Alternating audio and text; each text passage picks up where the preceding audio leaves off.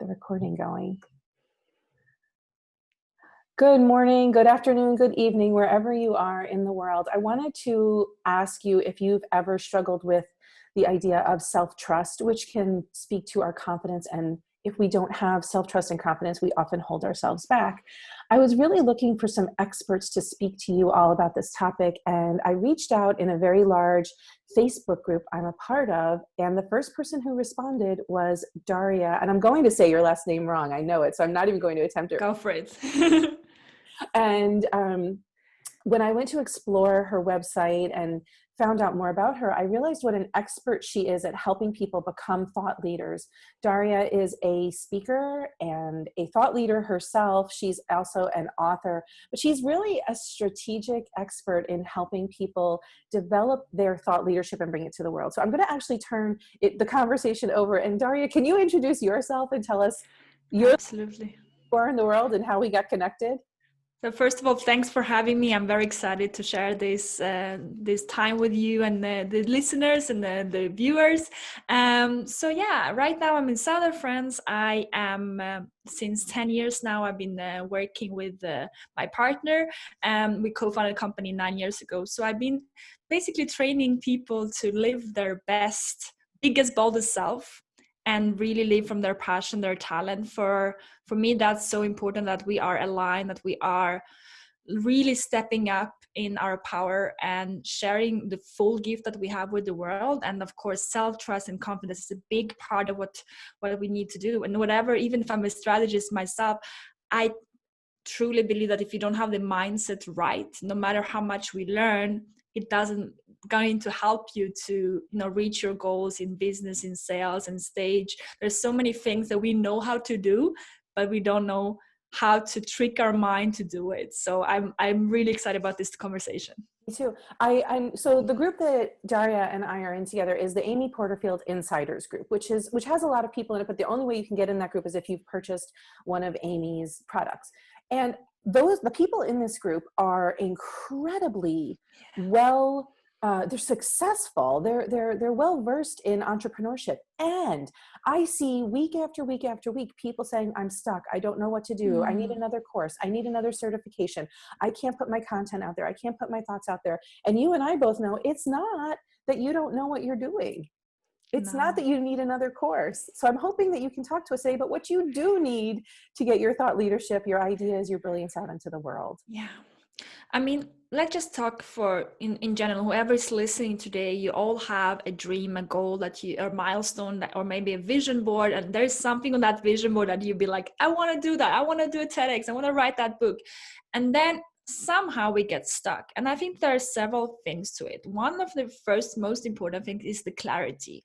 If you're lacking clarity of your dreams, and I don't talk about the plan of like writing down a checklist, I'm thinking the bigger vision of where am I going and what can I imagine for myself, and not limiting yourself to say, well, I just want this. No, what's the big bold dream that you have? If you start to have the clarity, and if you start to see how you can contribute in this world, and you can switch that perspective, it's not about me. Usually when we learn to switch that into contribution and service, and when we start to see our dream as a way to fuel our talent and be out there and serving others is one of the most grateful thing we can do. If you're feeling clarity and a fog or overwhelm, or somehow if you feel like not doing something, you can always come back to the bigger mission of, why am I doing this? And when you find back to that service, somehow you can overcome most things. I would say that going live on, going on stage, or going, writing that book, or many things that I've done myself that were first time, very scary. I did it for the others. And I said, well, it doesn't really matter how, crappy I am at this or that, because I'm just I'm starting something new. I'm learning. It doesn't matter, because maybe there's someone in that audience that need to hear this message, or maybe someone listening to this podcast need to hear. And if that one person, if I can help them to see the world as a brighter place today, then it's worth it all. So I think that is the first thing that we can do to start seeing that it's never about us really when we go on stage or when we share a podcast. If we turn it around and see that we are the witness of, this show, and the audience is actually the real people on the stage, and we start to listen to them, most time we forget ourselves. Our ego kind of disappears because we are so focused on service. Yes, service. Who can I help today? How can this help somebody else? Yes. So So important. that absolutely first thing I would do is really getting clear on that, that mission of ours, and not limit yourself and say, what can I really create in 5-10 years time? If I would, more the feeling, more than just like, not the checklist, but really like, how would I love to create and design my life? And then look into the environment. I think we need to fuel ourselves. If we talk about confidence, it's so important that you're surrounded by people that believe in what you create. I think that it's undervalued, the power of the group, the power of communities, the people around us, the masterminds, accountability groups, mentors. I had a mentor when I was 17 who completely shifted my life because she showed me what was possible. Without her, maybe my journey would have been very different. And I think that, those people that we have in our life, we can actually choose them and start to say that I have my dreams, but I also have the choice of choosing who's going to be my support team. I want to talk more about that, but I know you have a third point to make. So I'm curious what the third point is. So the third point is to really understand that an idea is never ready. We are never ready. There's never a finished line of anything we do. It's always in process. And I think the concept of Kaizen is beautiful, Japanese method, which is basically constant improvement, and learning that if you get it out and you get an interaction with the audience or with participants or community, that's when the magic happens. There's a quote that says, ideas comes from contribution or contradiction. An idea cannot live in a cave. An idea can only live when it is in process of interacting with another human being. So that's where we actually create. So we have to rethink creation as something that is actually a communal thing. It's a collaboration with the person that you're trying to, speak to or create with. So to go back to the middle point about Yes, putting yourself in the place of positive, not necessarily positive, but like helpful, yes, collaborative relationships. What I really heard you saying is that you have to believe that more is available to you, that's different is available to you. And that's not that whatever it is you want is not just for other people. Right? That's an important thing, that belief. absolutely. And to create that belief, you need to be around people who believe that too. Yes. So it's about being around. If you have an idea and you come to someone, they say, well, I don't think that's possible, you start to believe that. And when you have friends or community or members of groups like we are part of, that are creating things, we see, wow, this is possible. It's the 4-minute mile. We can see that happen for ourselves as well. And a very easy way to do that, I talk about that in my first TEDx, is to just, what I did for myself when I realized this was, I just took a list of 5 people. I wrote down people, who are the 5 people who expand. When I'm around them, I expand, I become better. I don't shrink myself. I allow myself to dream. And those people, they're not only just fun and supportive, sometimes they're challenging me, but they are the ones who want the best for me. They really want me to grow and become a better version of myself. And those people, I called them up and I told them, you're on my list and I would like to speak to you every week from now on. Would you be open for that? And that small thing shifted the conversation I was having weekly. Yeah, so you had to reach out and ask for mentorship. And I love that you say these aren't yes people. These aren't the people who are like, yes, Daria, that is amazing. That is amazing. You're so right on. But they are the people. In your TEDx talk, you speak about those moments where your cape kind of deflates and falls to the floor. Yes. Home after an experience. So these are the people who help you like kind of fluff up your cape again and get flying again. Yes, absolutely. And you need that. If you have big dreams, if you have big goals, you cannot go there alone. There is no such thing as the lonely wolf. No successful entrepreneur there.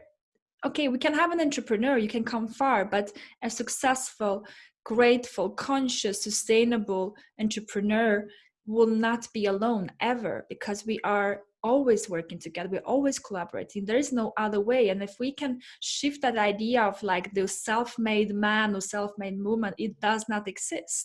So it's nothing bad to get help and support.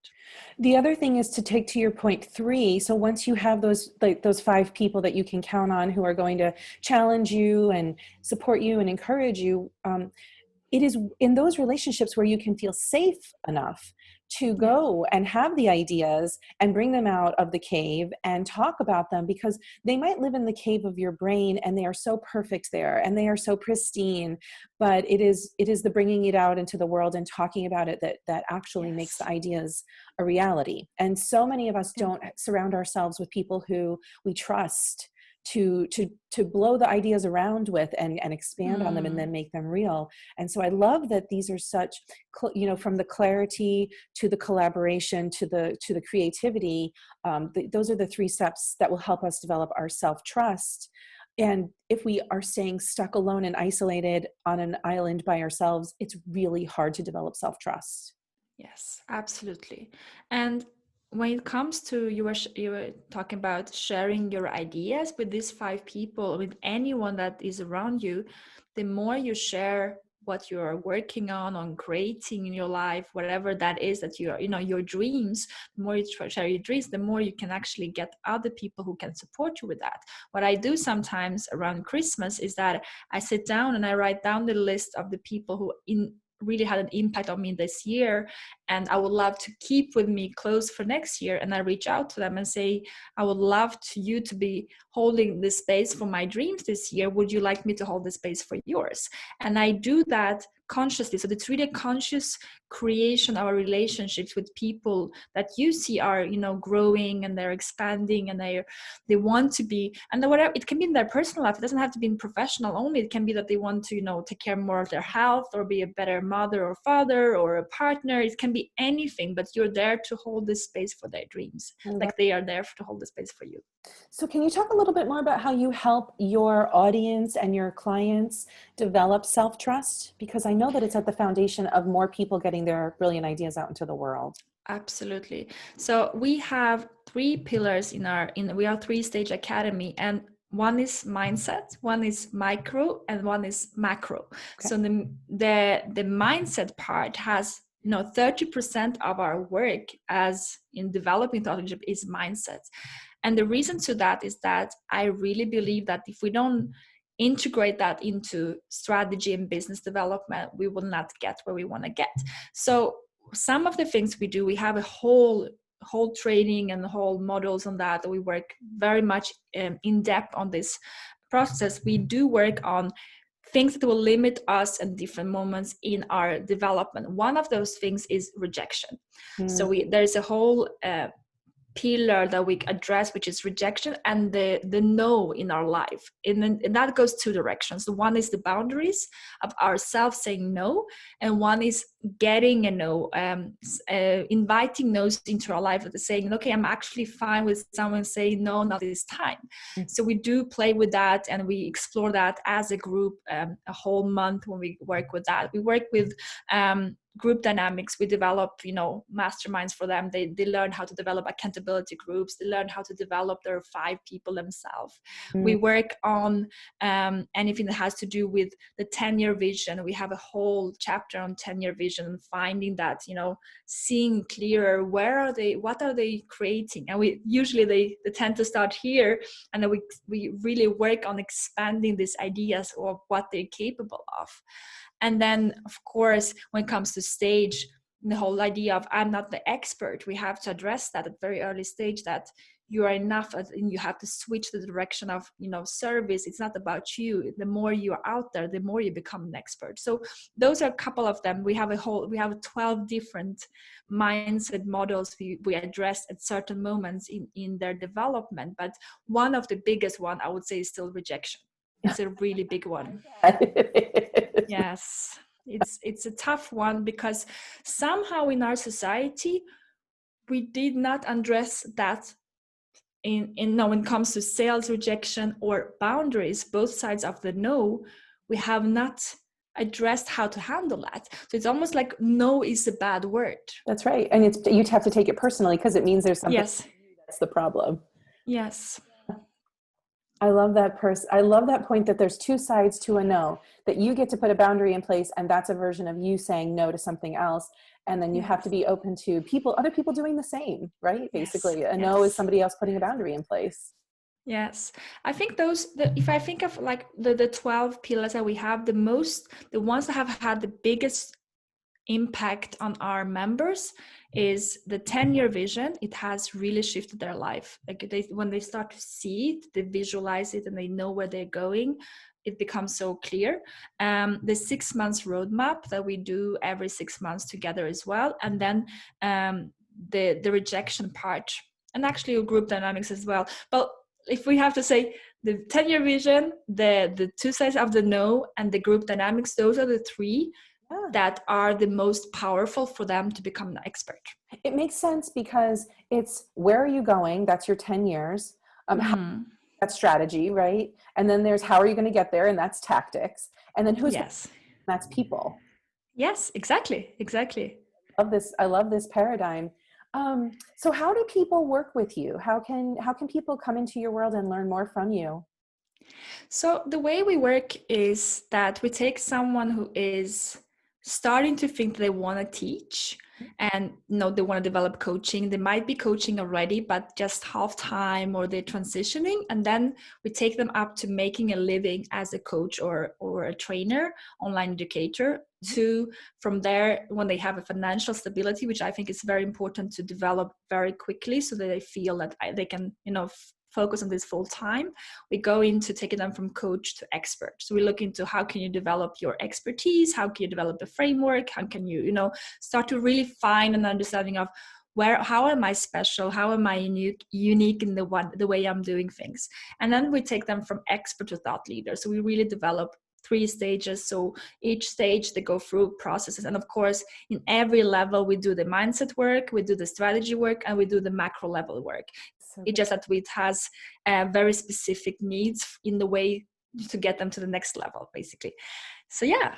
I'm struggling with my, for anybody who's watching us on video, I'm struggling with my lighting. I usually use my front window is always beautiful natural light, but today it's coming up and under me. I look like, I don't know if you'll know this reference. It's an old, the Leprechaun, which was like to put a flashlight under somebody's face. That's what, so I'm trying to just play with my, we're going to edit this part out for sure.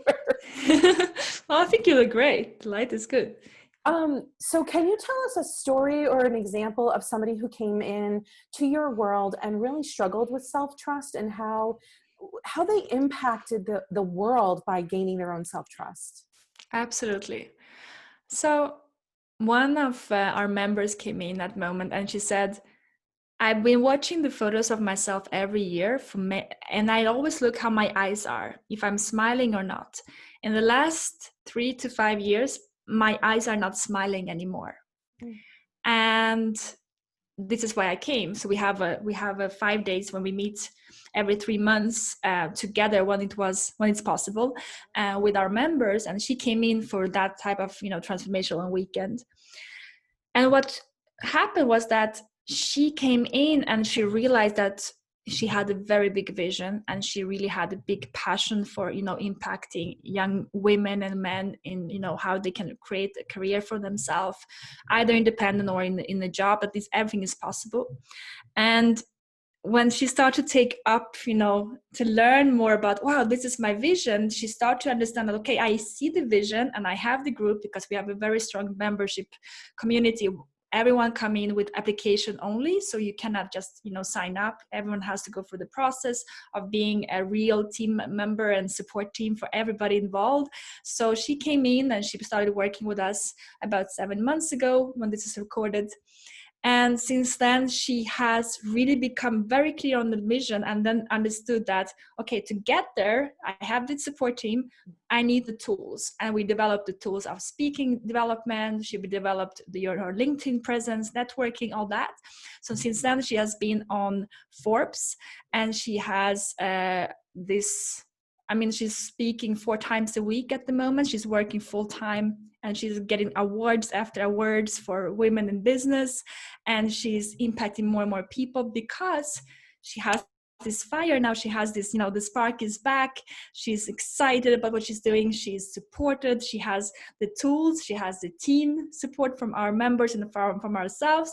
And she has the vision. And then because that vision just brought that fire in her back, and she's no longer afraid of, she's just driven by that. She's driven by that passion and of impact, and it has become a spiral in last 7 months. She, Forbes award, getting mentioned in Forbes twice, and speaking 4 times a week, and getting 250 likes on her LinkedIn posts and stuff like that. That's amazing. And she's working full time.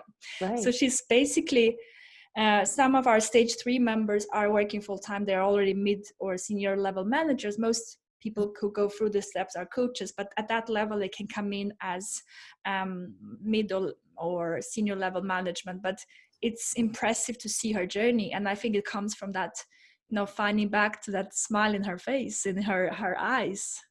What do you do when you have somebody who comes to you and they can't see the vision, and they don't trust what they are seeing, or they don't trust that they can actually have anything different than where they are right now? Yeah. Do you meet people like that? Yes, a lot. So our school is online, but we do have an experience, a 5-day experience called the Next Chapter experience, where we do mindset and transformational work in group. We meet them, they come together for 5 days, and we go through the whole process. And that is more the mindset work. It's very deep. It's very, what happens there is that when they don't see the vision, most of the time it has to do with that they are afraid to see the vision, because we are as afraid of how we can succeed in our life as we can fail. So many times we talk about failure, but it's very commonly we get a bit, dizzy where we see everything we can create in our life, because it's always expansion. Same thing with abundance. When it comes to money, we are afraid to actually, who would I be? What would my identity be if I would make 6 or 7 figures, for instance? That's right. So the whole identity shift, and what we do there is that we work on identity, alter ego activation. So we do identity work where we support them to accept the new identity, and accept that identity is going to lead them. It's more not really an identity, it's a shift, because we all have different identities in somehow, but we can use some alter egos or personal parts of ourselves going to fuel us to the next level. And I would say that alter ego activation is something very powerful when you start to see a vision, but your identity that you decided to have at that specific moment is stopping you from making that next step, because you're saying, well, I'm not someone who speaks on Facebook Live, or I'm not someone who goes on stage. I don't like that. And I will always challenge them and say, what part of you is saying that? Because I don't believe you. And then, almost sometimes I have some confrontation, because there's identity is trying to protect them in terms of, I want to stay here in my comfortable form. So there is a moment of, breaking free. We do, we break boards, and we work on really working on the breath work and physical empowerment, physical, really getting your grounding in that new identity, and you become someone that believes that you're capable of that. So I would say that the 10-year vision, it's not that you don't have a 10-year vision, it's that you don't want to see it. You're just afraid of everything that you can create in your life. What I keep hearing from you over and over is that self-trust doesn't come from evidence. It doesn't come from somebody outside of you telling you how great you are. It doesn't come from someone else saying, yes, that's a good idea. It really comes from your own mindset. And that is the work that you need to do to develop your self-trust. Absolutely. It's the inner work. It doesn't mean that you have to do it alone, but you need to understand that it's a process that is going to propel your life. You have to open that door and say, I want to go on that journey, because it's going to open door after door. It's going to create a ripple effect of a beautiful, life in a world of experiences. But you're the one that has to decide to do that. So true. I agree. So I'd love to wrap up with first, is there one question that you could leave listeners and viewers with that people could ask themselves just to help them get started on a journey of developing more inner trust? One question that you think kind of gets people's juices flowing in their minds. Yeah, I like to talk about the higher self and the smaller self. And the smaller self is, you know, your fears, your egos, your everything that is stopping you, that, you know, shattering your mind. And your higher self is your real power, your real true inner you that is capable of so much, that is capable of everything you want. And I want you just to go through even a week and think, just start to reflect, who is speaking. Is it my higher self or is my smaller self? It's both are parts of you. But just think about when you say, I don't want to go live, I don't want to do this, or I don't want to do that, and this identity, you know, that you have created for yourself. We all recreate our identities all the time. Do you like, I don't like coffee, I don't like chocolate? Is it really the case, or is it something behind that? So start to try to, it's more an exercise than a question, but try to work around the thought process and saying, oh, do I really believe that? Is this really what I believe, or is it just something I created for myself to not, you know, step up my game and actually maybe fail and maybe have to get up again, or, you know, maybe learn being uncomfortable? Who is speaking? I love that. I would say the question, who is speaking? And you can just ask yourself that all the time. Yes. You know, when I'm complaining, who is speaking here? Yes. Best self, who is speaking here? I love that. And my second question to wrap up is, how can people learn more about you, become part of your community, or even work with you? Yes, sure. So I will share some links if it's possible below. And as we had this conversation about the 10-year vision, I can share my 10-year vision that I use myself, that you can download and use directly the whole worksheet. And the community that we are part of, well, where we create a community of 1,000 plus thought leaders, rising thought leaders. I can share that link as well. TLA community on Facebook. And of course, connect with me on LinkedIn, dariav.com directly to, because my name is too long to pronounce. So dariav.com, you get directly to my LinkedIn, and just write that you listen to this podcast and that you have any questions about this topic. I'm happy to support and go further. Wonderful. So can you pronounce your last name for me? Yes, absolutely. Daria Vodopianova. I was so close in my brain, but I didn't want to say it out. I didn't trust myself to say it out loud, Daria.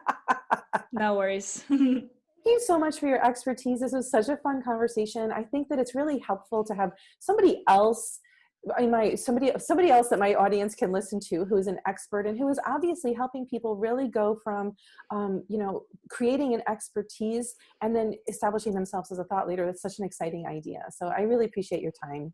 Thank you so My much. pleasure. Thank you so much for having me. Bye. Bye.